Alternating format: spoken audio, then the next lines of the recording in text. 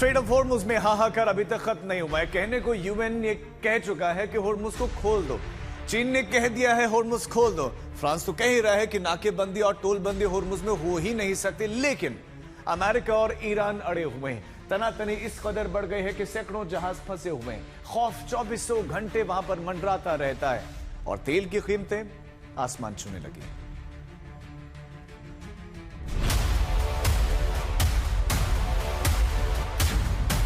Trump का फरमान, Iran को न टोल दे न दान। हॉर्मुज में जारी है घमासान, तेल की कीमतें छूने लगी आसमान।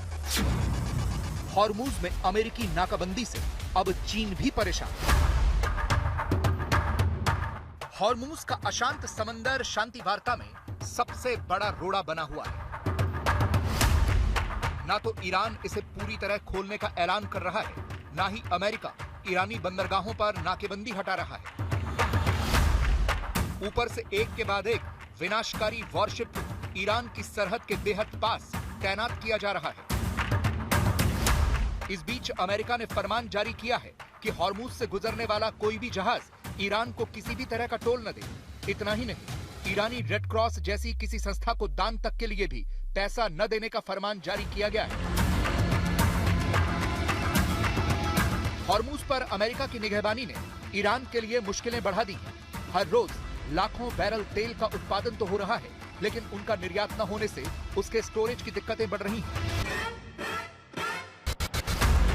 दिक्कतें चीन की भी बढ़ रही हैं।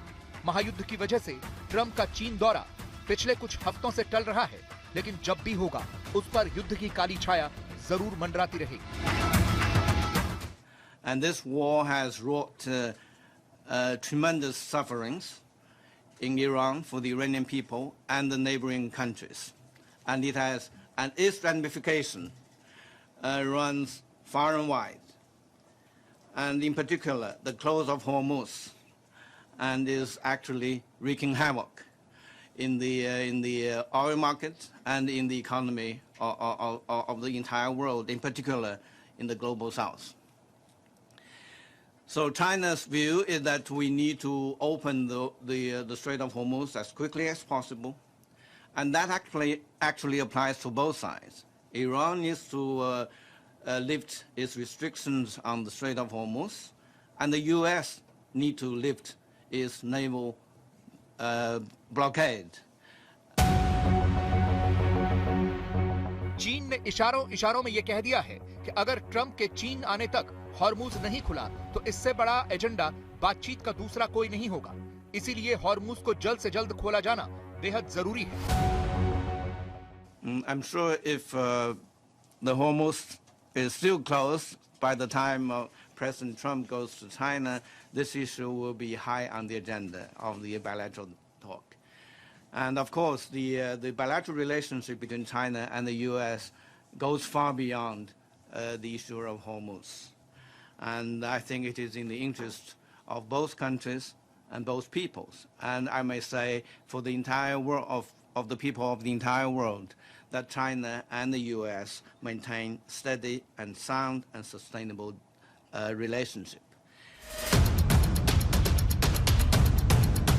चीन ही नहीं, कहने को तो दुनिया कह रही है कि हॉर्मुज को खोला जाए। संयुक्त राष्ट्र तक ने कह दिया है कि बिना किसी टोलबाजी के जहाजों की आवाजाही सुनिश्चित की जाए। I urge member states to support the emergency evacuation framework prepared by the International Maritime Organization, a coordinated plan to ensure the safe movement, assistance and protection of affected crews in full accordance with international law.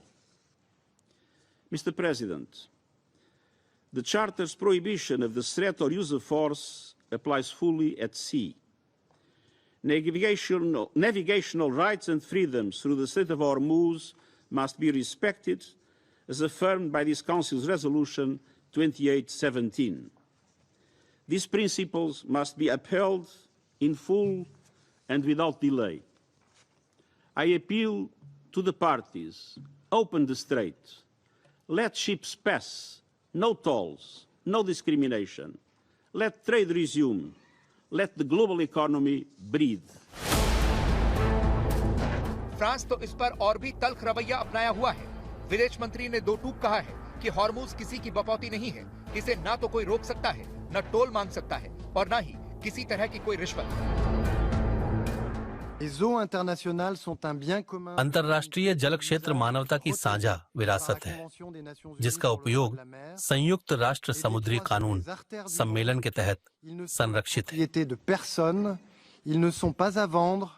States विश्व की धमनियां हैं। ये किसी व्यक्ति विशेष की संपत्ति नहीं है, ये बिक्री के लिए नहीं है, इसलिए इनमें किसी भी प्रकार की बाधा या अवरोध नहीं लगाया जा सकता।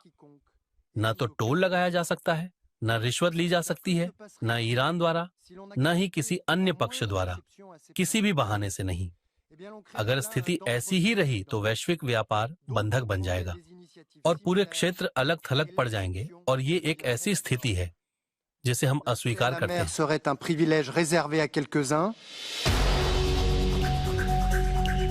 दुनिया चाहे कितना ही कह ले, ईरान हॉर्मुज के हथियार को हाथ से निकलने देने के मूड में नहीं है। IRGC किसी भी कीमत पर हॉर्मुज को लेकर एक पक्षीय समझौता नहीं करेगा, बल्कि उसने अरब की खाड़ी और हॉर्मुज पर अपना कंट्रोल बढ़ाने के लिए कमर कस ली है। ईरान से लगी 2000 किलोमीटर की समुद्री सीमा पर सैन्य जमावड़ा बढ़ाने और जहाजों की आवाजाही पर अपना नियंत्रण बढ़ाने के मिशन पर भी ईरानी नेवी ने काम तेज कर दिया है। आज तक ब्यूरो।